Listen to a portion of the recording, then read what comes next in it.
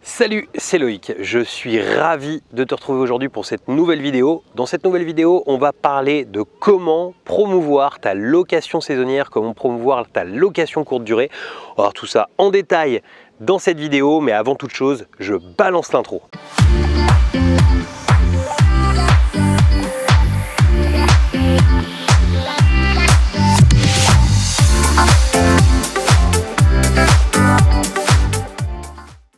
Alors avant de démarrer cette vidéo, je vais t'inviter à t'abonner à cette chaîne, rejoindre des milliers d'investisseurs qui l'ont déjà fait. Pour ça, tu as juste besoin de cliquer sur le bouton s'abonner qui est apparu dans cette vidéo ou bien juste en dessous de la vidéo. Et surtout, n'oublie pas la petite cloche pour être prévenu à chaque fois que je publie une nouvelle vidéo. Je t'ai mis aussi un petit lien avec le i comme info pour pouvoir télécharger le guide de l'investissement, ce guide PDF qui te permet de pouvoir démarrer sereinement des investissements rentables. Alors c'est une question qui revient très régulièrement, comment promouvoir efficacement sa location courte durée, sa location saisonnière, comment faire d'avoir des taux de remplissage à près de 100% toute l'année, comment faire pour maximiser les revenus. On va répondre à tout ça en détail. En fait, moi j'ai démarré la location courte durée un petit peu, tu sais, comme beaucoup, comme très certainement peut-être toi qui regardes cette vidéo, en se disant bah tiens, je vais mettre un appartement sur Airbnb et puis on va voir ce qui se passe. Et les choses ont bien changé, c'est-à-dire qu'au démarrage, effectivement, il y a, je vais dire à peu près 5 ans en arrière, tu mettais ta location sur Airbnb de manière classique et puis ça marchait régulièrement, tu avais des réservations, puis tu arrivais même à avoir des taux de remplissage à près de 100%. Mais aujourd'hui, les choses sont différentes pour plusieurs raisons qu'on va commencer par détailler. La première raison, c'est que quand tu te mets essentiellement sur Airbnb, tu es complètement victime de l'algorithme Airbnb. Alors quand je dis victime, c'est que Airbnb peut très bien te pousser à certains moments parce qu'il voit un intérêt dans ta location, mais si par exemple tu prends une mauvaise note ou 2 mauvaises notes, chose que on peut essayer d'optimiser au maximum, j'ai parlé déjà beaucoup de ça en fait, de ces notes, de même la peur des notes. On peut essayer d'optimiser tout ça au mieux, mais il arrive parfois que malheureusement des voyageurs n'aient pas la même appréciation que d'autres de notre manière de faire, de ce qu'on a pu réaliser. Et puis résultat, on se retrouve avec des mauvaises notes qui tombent et l'algorithme Airbnb, qu'est-ce qu'il fait? Lui, le but c'est d'avoir un maximum de satisfaction, quelque part que tu loues ton appartement ou pas, il s'en fiche un petit peu. Lui, ce qu'il va vouloir, c'est mettre en avant les appartements dont les gens sont satisfaits. Donc il va très bien pouvoir te mettre à l'amende pendant 2 semaines, 3 semaines et puis que tu puisses moins bien louer. Et ça, c'est une vraie problématique parce que on peut pas se permettre d'attendre d'avoir à nouveau des bonnes notes, tu vois, pour pouvoir continuer à louer comme il faut notre location. C'est-à-dire que quand il y a ce genre de choses qui t'arrivent, le seul choix c'est de baisser les prix. Sauf que lorsque tu baisses les prix, tu fais moins de marge et c'est pas le but de faire plaisir à Airbnb pour uniquement des gens qui n'ont pas eu la bonne appréciation, qui n'ont pas su voir les avantages de ton logement. La deuxième chose aussi, c'est qu'aujourd'hui, je ne sais pas si tu as vu, mais Airbnb propose beaucoup des tarifs personnalisés, c'est-à-dire qu'ils te proposent soi-disant des tarifs optimisés pour que tu gagnes un maximum. Sauf qu'aujourd'hui, c'est une véritable arnaque pour moi, c'est ces tarifs qui sont personnalisés. Pourquoi? Parce que quand tu te rends compte, en fait, quand tu as un petit peu l'expérience de ton annonce et que tu t'amuses à mettre les tarifs personnalisés, tu te rends compte que finalement, les tarifs sont vraiment tiré vers le bas.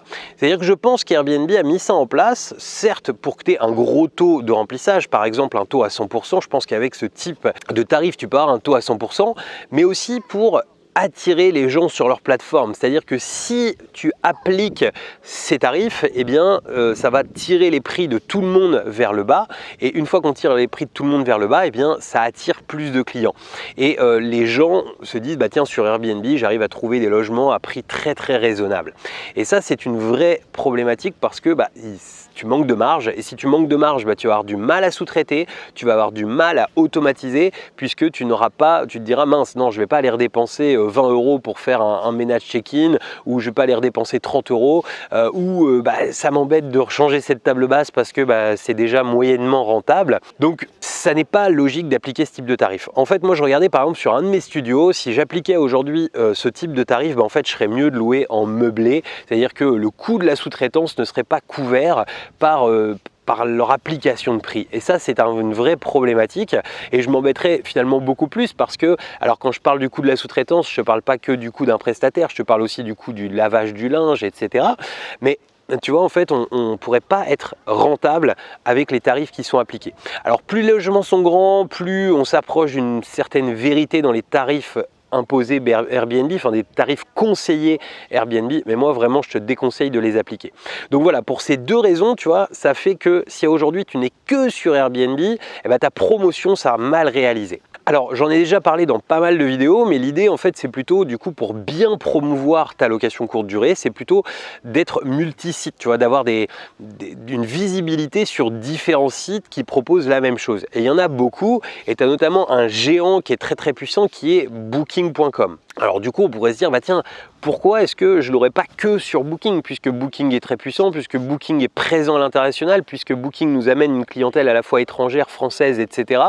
et qu'on arrive à vendre quand même relativement cher sur Booking. Alors j'entends beaucoup que déjà d'une, Booking est cher en frais. Alors c'est vrai que Booking prend 17%, mais Booking est aujourd'hui à le meilleur service. Airbnb va peut-être te prendre par exemple que 3 points, mais en réalité va en prendre 15 à la personne qui va venir louer ton logement. Donc finalement, en global, ça représente 18%. Quand Booking est à 17, bah, ils ne sont pas déconnants finalement par rapport aux autres. On peut estimer que par rapport au travail qu'ils font, c'est important. Mais moi, je sais que Booking, tu peux les joindre à n'importe quelle heure du jour et de la nuit. Ils ont un vrai service et ils ont surtout su faire une chose que personne n'avait forcément su faire avant eux, c'est de se référencer comme la plateforme référence, un petit peu comme l'a fait aussi Airbnb à aujourd'hui. Que ce soit Booking.com, Airbnb, ils ont tous les deux, tu vois, par exemple des bases différentes. C'est-à-dire que Airbnb à la base, c'est vraiment la location d'appartements entre particuliers.